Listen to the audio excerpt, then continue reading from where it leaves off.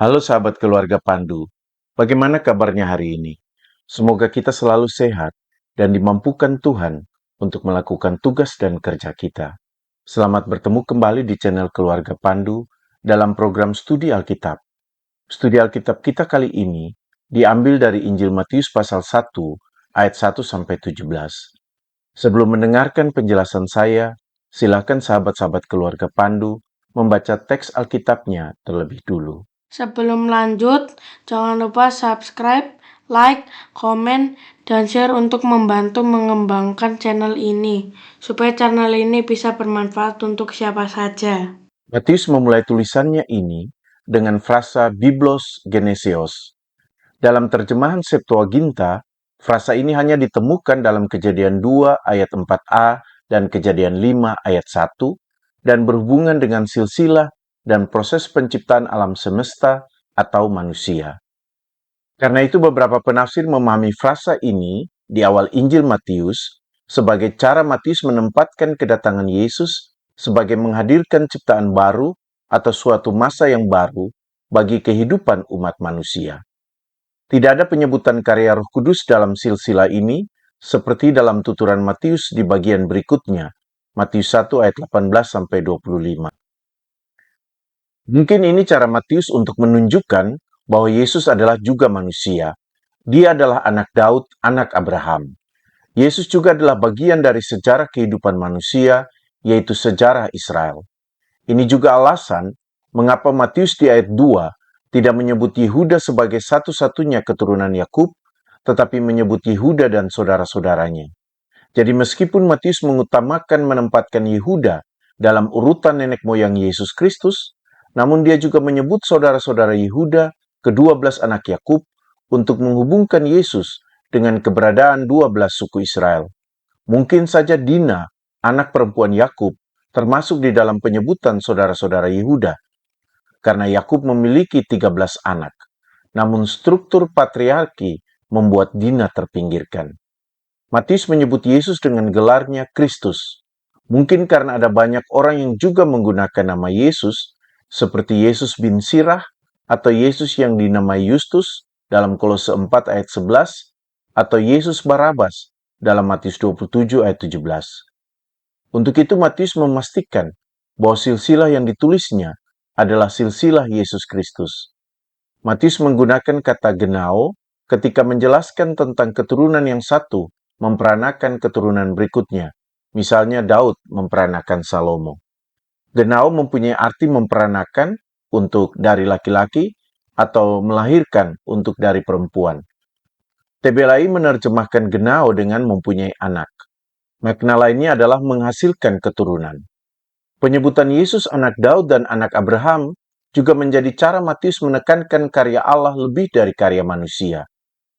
Yesus disebut anak Daud dan anak Abraham, meskipun dia bukan secara langsung keturunan biologis dari kedua tokoh tersebut.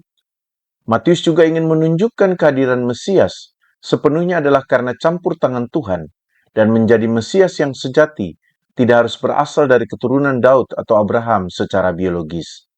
Berdasarkan pemahaman ini, kita bisa memahami perkataan Yohanes Pembaptis ketika memperingatkan orang-orang Farisi dan Saduki dalam Yohanes 3 ayat 9 untuk tidak menganggap diri mereka sebagai anak-anak Abraham hanya karena mereka berasal dari keturunannya. Ia menekankan bahwa Allah dapat membangkitkan anak-anak Abraham dari batu. Dalam membuat silsilah ini, Matius menempatkan Daud lebih dulu dibanding Abraham. Yesus Kristus disebut anak Daud, anak Abraham. Yesus dihubungkan dengan dua tokoh besar dalam sejarah Israel. Mungkin karena narasi silsilah Matius ini lebih berfokus pada garis keturunan kerajaan, maka Daud ditempatkan lebih dulu dari Abraham. Nama-nama raja-raja Yehuda yang digunakan Matius di sini tampaknya menggunakan daftar nama-nama yang ada dalam 1 Tawarik 3 ayat 5-16. Ada penafsir yang mengatakan bahwa penyebutan Yesus Kristus anak Daud lebih dulu adalah karena Matius ingin menghubungkan eksistensi Yesus sebagai penerus dan pemenuhan janji tentang kerajaan yang kekal. Dalam 2 Samuel 7 ayat 12-16, Tuhan menjanjikan kepada Daud bahwa salah satu keturunannya akan memiliki kerajaan yang kekal. Dengan menghubungkan Yesus Kristus dengan Daud, Matius ingin menunjukkan bahwa Yesus adalah Mesias yang telah lama dinanti-nantikan sebagai pewaris tahta Daud yang sah. Dia adalah anak Yusuf dari garis keturunan Daud. Karena alasan inilah, kita dapat memahami mengapa hanya Daud yang disebut Matius dengan menggunakan gelar raja. Salomo dan raja-raja yang lain tidak disebut dengan gelar raja. Yesus adalah raja dari garis keturunan Daud yang akan memenuhi pengharapan mesianis bagi bangsa Yahudi dan raja yang akan memulihkan Israel. Setelah disebut sebagai anak Daud, Yesus Kristus juga disebut anak Abraham. Matius menyebut Yesus Kristus anak Abraham untuk menghubungkan keberadaan Yesus sebagai tokoh yang menggenapi perjanjian Abraham. Dalam Kejadian 12 ayat 3, Allah berjanji kepada Abraham bahwa melalui keturunannya semua bangsa akan diberkati. Matius ingin menunjukkan bahwa melalui kelahiran Yesus, anak Abraham, janji itu akan dipenuhi. Karena melalui Yesus, semua bangsa akan menerima berkat Allah, yaitu keselamatan. Jadi Yesus adalah bukti dari pemenuhan janji bagi Israel dan juga bagi seluruh umat manusia. Di ayat 17, dikatakan bahwa ada 14 keturunan dari Abraham sampai Daud. 14 keturunan dari Daud sampai ke pembuangan ke Babel, dan 14 keturunan dari pembuangan ke Babel sampai Kristus. Pertama, kita harus mencatat bahwa sebenarnya hanya ada 13 keturunan, bukan 14 keturunan dari pembuangan ke Babel sampai ke Kristus. Mungkin Matius mengatakan ada 14 keturunan, karena Matius memasukkan juga nama Yekonya dalam daftar keturunan yang dibawa ke Babel. Yekonya dikatakan memperanakan Sealtiel ketika orang-orang Yehuda sudah berada di pembuangan. Matius tidak menjelaskan mengapa dia membagi nenek moyang Yesus Kristus ke dalam 3 kelompok dengan 14 keturunan dalam setiap kelompok. Karena ingin menempatkan 14 keturunan dalam setiap kelompok, Matius meniadakan beberapa orang dari garis keturunan ini, seperti Yoas, Amasya, dan Asaria. Bandingkan 1 Tawarik 3 ayat 11 dan 12. Beberapa penafsir mengatakan bahwa pembagian 3 kelompok dengan 14 generasi atau keturunan ini lebih didasarkan atau dihubungkan dengan nama Daud. 3 konsonan Ibrani dari nama Daud memiliki nilai numerik 14 menurut gematria. Gematria adalah pola pemberian nilai numerik pada nama, kata, atau frasa dengan membacanya sebagai angka menurut urutan abjad Ibrani. Ini berbeda dari pembagian generasi menurut Lukas. Lukas membagi generasi itu ke dalam pola 21, 14, 21, 21. Pola ini dikatakan mencerminkan skema kronologis heptadik Yahudi yang terdiri dari 7 minggu dari penciptaan dunia sampai ke zaman Mesianis. Pola perhitungan kronologis heptadik ini tersebar luas dalam Yudaisme bait suci kedua, karena perhitungan Yahudi seperti itu didasarkan pada penghitungan waktu dengan menggunakan 7 dan bukan 14. Yang jelas adalah pembagian kelompok generasi dalam Matius ini tidak ada data pendukung atau pembenarannya dalam Alkitab. Hal menarik dari penyebutan nenek moyang Yesus Kristus ini adalah terdapat 5 perempuan yang dihubungkan dengan laki-laki yang menjadi tokoh utama dalam setiap keturunan. Jadi meskipun silsilah ini sangat menonjolkan sisi patriarki, namun Matius memberi ruang bagi peran 5 perempuan dalam silsilah ini, yaitu Tamar, Rahab, Rut, istri Uria atau Batsheba, dan Maria. Tamar, Rahab, dan Rut adalah 3 perempuan yang memiliki kisah menarik dalam sejarah leluhur Israel. Tamar sebenarnya adalah menantu Yehuda yang bersetubuh dengan Yehuda ketika Yehuda menganggapnya sebagai pelacur. Lihat Kejadian 38. Dari Tamar, Yehuda mendapatkan anak Peres dan Serah. Dan dari Pereslah turun keturunan yang lain sampai kepada Yesus Kristus. Tamar dapat dikatakan menjadi gambaran dari perempuan yang diperlakukan dengan tidak adil oleh mertuanya. Rahab adalah eyang canggah dari Daud. Dia dikenal sebagai pelacur Kanaan yang memainkan peran penting dalam penaklukan kota Yeriho.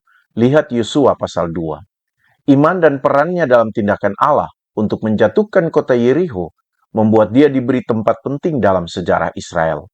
Dari Rahab lahir Boas yang merupakan eyang canggah dari Daud. Jadi Rahab adalah gambaran dari perempuan bukan Yahudi yang berperan dalam karya keselamatan Israel. Rut juga adalah perempuan non-Yahudi. Dia berasal dari Moab. Dia dikenal karena kesetiaannya kepada ibu mertuanya, Naomi. Dia menjadi nenek buyut dari Daud. Jadi Rut adalah simbol dari perempuan bukan Yahudi yang tidak hanya setia kepada keluarganya, tetapi juga kepada Tuhan. Istri Uria atau Batsheba adalah perempuan yang diperlakukan tidak adil oleh Daud. Untuk mendapatkannya, Daud membunuh suami Batsheba atau Uria. Namun Tuhan berlaku adil kepadanya dengan memberikannya anak, Salomo, yang juga menjadi tokoh penting dalam garis keturunan Yesus Kristus. Sementara Maria adalah ibu Yesus.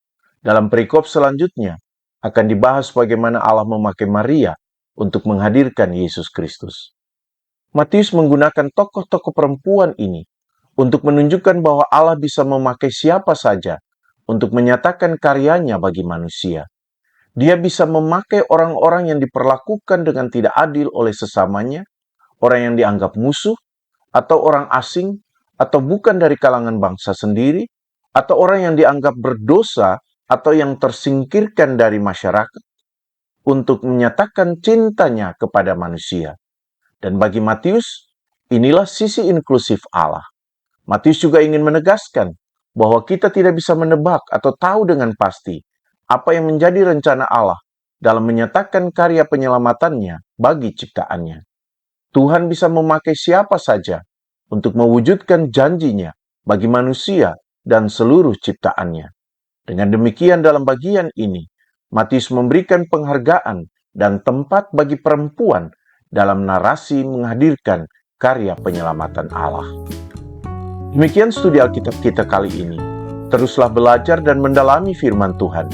Kiranya Roh Kudus memampukan kita untuk melakukan firman Tuhan ini di dalam hidup kita. Jangan lupa mendoakan dan terus mendukung program studi Alkitab ini agar semakin tersebar dan menjadi berkat bagi lebih banyak orang yang mau mengenal dan belajar firman Tuhan. Tuhan Yesus memberkati kita.